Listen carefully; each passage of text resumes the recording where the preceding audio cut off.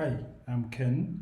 In this session, we're going to explore how to get started with BitBucket Pipelines, which is a free tool that ships with BitBucket Cloud that allows you to test, build, or package and deploy your application. In this demo, I have deployed a simple Node.js application on Heroku, and I'll be making changes to the application to help you understand how to use BitBucket Pipelines.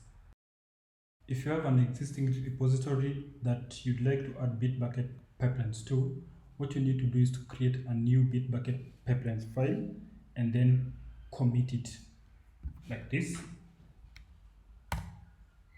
And then you can add your preferred set of build instructions and then commit and push the file.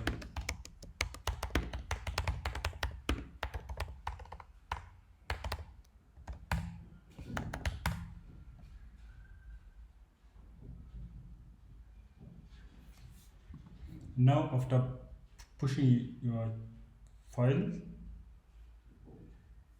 it's right here. What you need to do is to head over the pipelines section. BitBucket will automatically detect the pipelines file, and then scroll down and click on enable.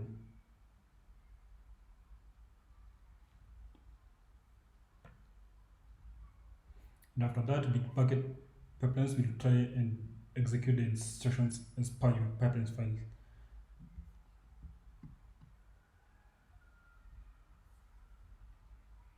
If you do not know the structure of BitBucket pipelines files, you can still go to pipelines on the pipelines section and click on it so that you can get a new pipeline, and then you can choose a language template. So if your application is purely built on Docker, you can use the Docker template, and this is how it looks like. So this allows you to build a Docker image and then log into your container registry and then push the image to the registry.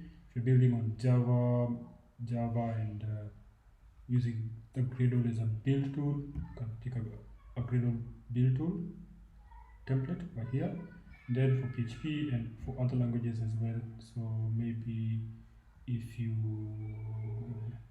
want C and C++, you can select that. But since our application is a Node.js application, we are going to pick on JavaScript over here. So the default JavaScript template has npm install to install our packages and npm test, assuming that you have the test commands in your package.json. And then on this other side, these things are called pipes, which are basically are custom functions to automate some repeated tasks. But that's something we'll take a look at on a later tutorial. So yeah, and then on this other side, you can also define the different types of steps you want. So maybe if you want to do deployment, you can just click on that and copy. If you want to do a manual step, I'll show you how a manual step works, and for parallel studies as well. So just clicking on commit file, this is going to create a BitBucket pipeline file on your repository, and then trigger BitBucket pipelines to start building the application. And since this is just a test application, there's no need to build it.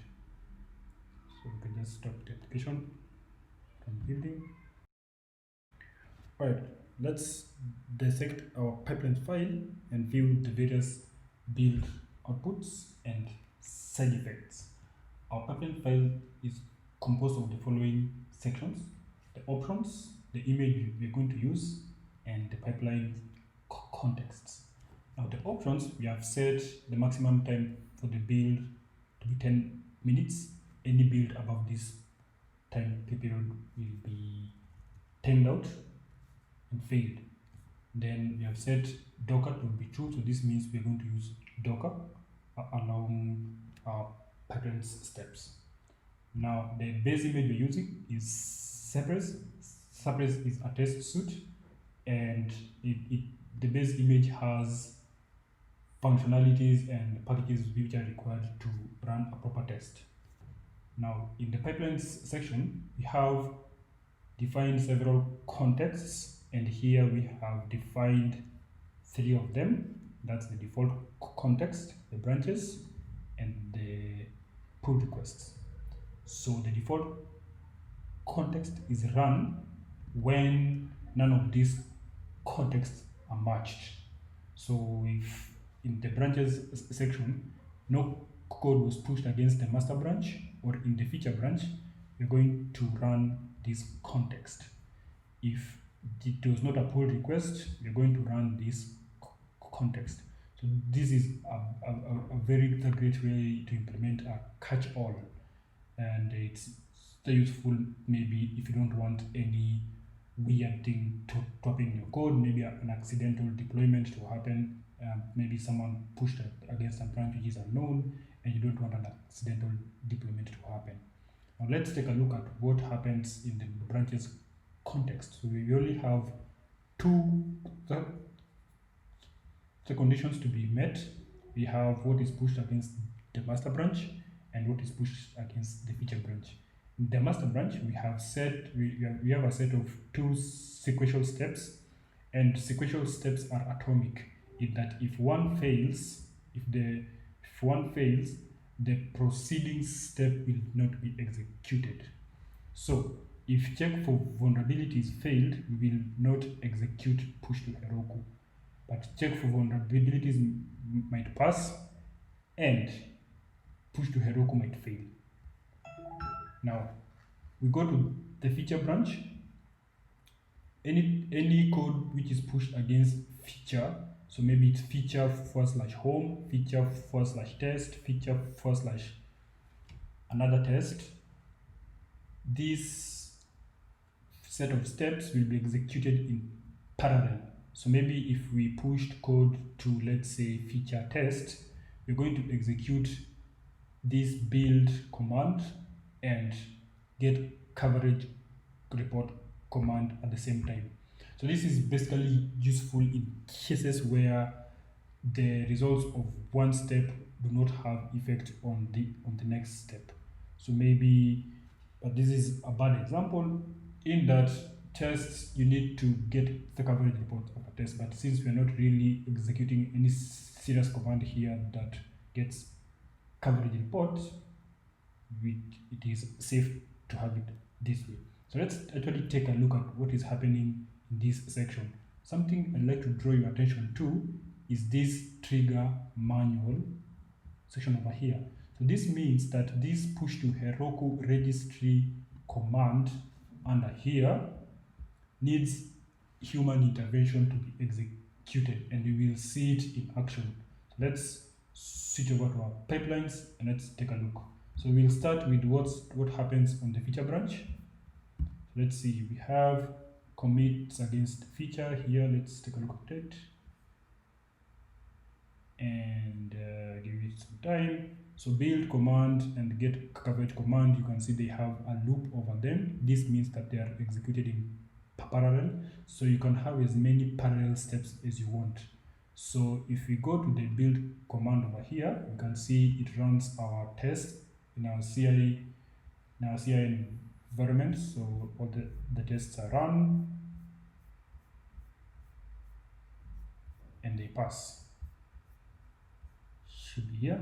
And then the get coverage report, which basically just a Linux command for echo. Now let's take a look at what happens on the master branch. So on the master branch over here, we have, you'll see that the successful result or the successful status has a circle around it. This basically means it requires some human intervention to proceed. So let's take a look at what's happening. So in the master branch section, we're checking for vulnerabilities, and then we run all these set of scripts. Then we have a manual trigger to push to Heroku. So let's take a look at that.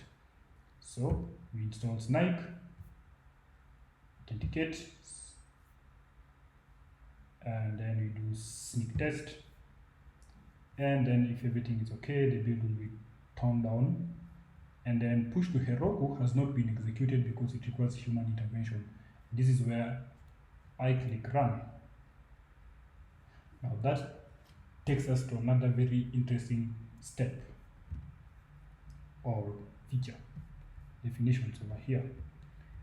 You can see the first service we defined was Docker. So Docker here is useful in that we're using Docker to build the image, and as you can see, the image is being built and tagged. That build will continue and then be pushed to Heroku. But then you see on this other section here, we are also defining other services, which is Redis, and we have set the memory to 512. Now, if this is only useful, we have used Redis when we are doing our tests. So if we come over here to the feature section, see we have set the services to Redis. So to run this test, we need Redis to be run. This code actually uses Redis as the backend. So we sign up and log in, and we have all that data persisted on Redis. Now, as that push to Heroku continue, let's see where we're using Redis, and that is on the feature commit. And here you can see the build. And as you can see, we have Redis running over here, and it was ready to accept connections. So this will take a minute to complete, and let's see.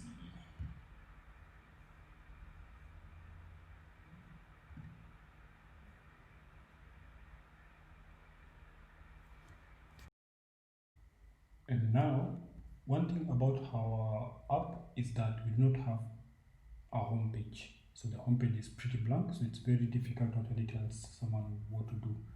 What we can do is that we can create a landing page. So I have done that through this feature branch, and as you can see, the builds are still ongoing. I think by now the build should be done. Yes, and the build for the landing page was successful as expected.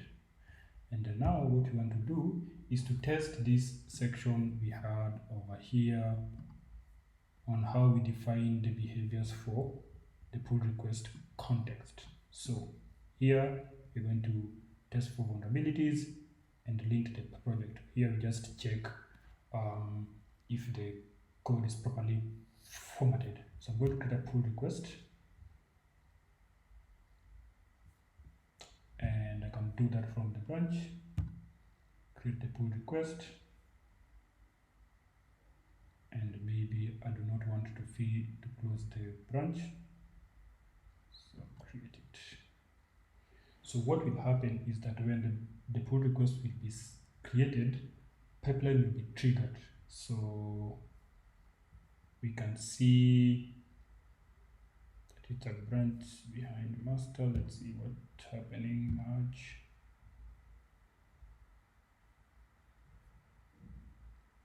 Okay, now it's in sync.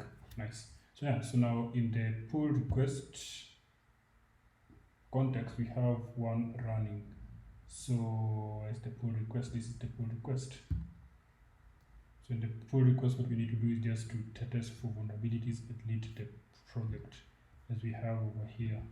So this is the useful because maybe we don't want to merge with master if the code is not properly formatted, or if the code, or if the dependencies in the code have vulnerabilities.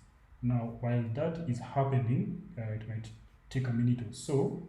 I'd like to draw your attention again to a certain section over here called cache.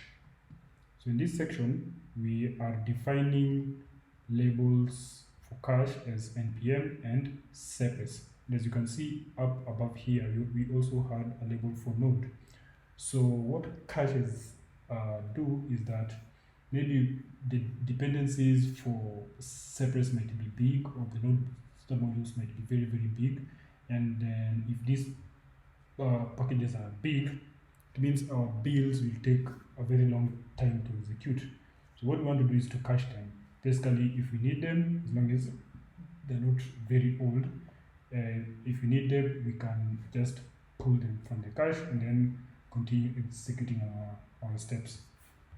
And to show you how that one works, we can see here in our cache, we have 3.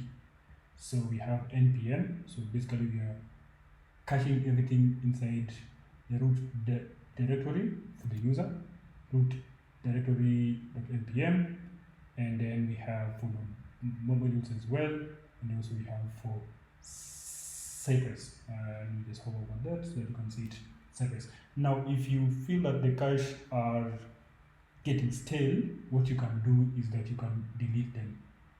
That's basically what this is here for. So if you feel that your cache is getting stale, just click on this, then you can delete them, and this is the time when the cache was created. Now our pull request trigger has successfully been completed. We have linted our project, so everything is okay, and we have checked for vulnerability. Everything is okay. So what we want to do, and remember our home page is blank, we really don't have anything to show our client entity, and then you know this is going to be the next big app. So now what we want to do here is we're going to merge this pull request and then have this home page update. So we go to the pull request, and we have one pull request pending. It's pending. And just approve this because it's mine, and I merge and merge. So now pull request has been merged. Now what happens is that since this is being sent to master, it is going to be treated as a commit against the master branch. So what's going to happen to the master branch? Let's see how we define it. So in the master branch, we have said that yes, we're going to check for vulnerabilities and then we push to Heroku. So now we're going to actually see how this happens. Pipelines, and you can see the one for the master is now in progress. So we're going to wait for this check for vulnerabilities to be completed successfully so that we can actually push to Heroku. And you can see we're using Docker as a service, so this will start changing immediately. We actually move over to this section. So the previous one, let me just show you the previous one, is that one continues. The previous one, there was a merge. That took quite some time, 6 minutes. And we were able to successfully push the image to Heroku. So in this case, our build was successful. All that stuff. That's all good. So let's go back and see what happens.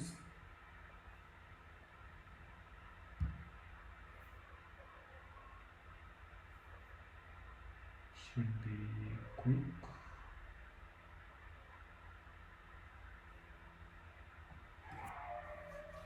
So as you can see, this section, let's talk about our cache, is you can see this section normally takes a while because Cypress is quite big, and it really did not take a lot of time. I think a few milliseconds and it was done. So the check for vulnerability section should actually be complete in a second or less. So let's see.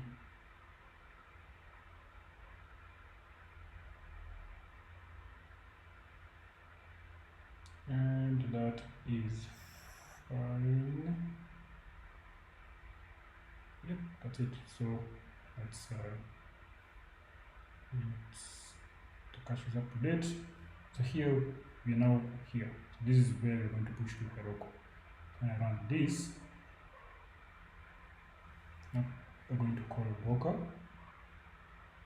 and then it's going to pass all the build files which are necessary. So ideally, to make this even faster, what we could have done is to cache the Docker images, but yes, we didn't do that, so maybe we just, so basically what's happening is that it's pulling a fresh Docker image, and should pull that. Yeah, so if you had actually cached this image, this whole process would have been a lot faster. So let's see. So the only thing which we need to see is that actually have this homepage updated. Otherwise, the sign up page, it's all fine. The login page, it's all fine. It's the home page now which we need to change. So that should building should take a second. Let's actually see how long that build took so that we can see whether we need to pause the video.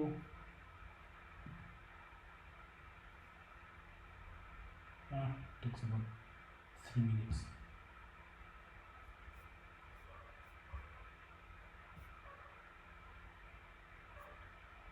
Let's see how far we can get.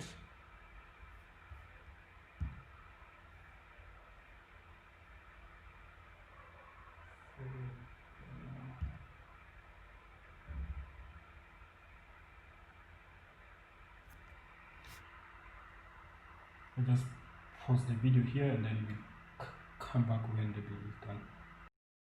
And we're back. So after about 4 minutes, the build was successfully pushed to Heroku.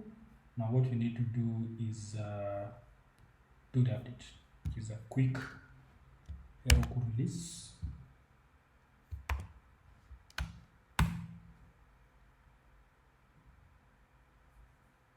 So this is mainly for container-based web applications, and then once we have done that, we're going to give Heroku 1 more minute to pull the latest image to be used for our app. So for now, maybe as the app is being pulled, it's quite a big application, 2 gigabytes. Maybe we should fix that feature. But something you should also take a look at is that we have some stuff here which was omitted in this pipelines file. Something you could do, you could also add artifacts. So, and artifacts are mainly useful in sequential steps. So maybe you wanted the build output from this particular step to be used in this other step, you could add an artifacts section over here. So artifacts.